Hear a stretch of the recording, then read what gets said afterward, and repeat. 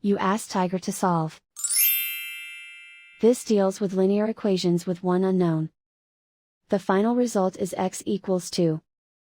Let's solve it step by step. Simplify the expression. Expand the parentheses.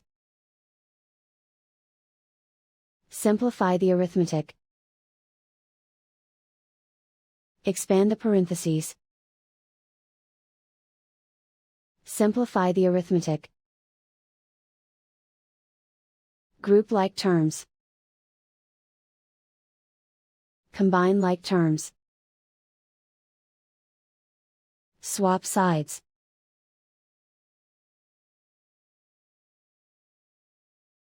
Group all constants on the right side of the equation. Add 7 to both sides. Simplify the arithmetic.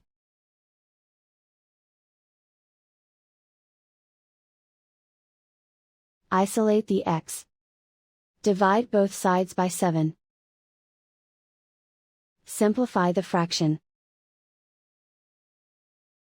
Find the greatest common factor of the numerator and denominator. Factor out and cancel the greatest common factor. And so the final result is x equals 2.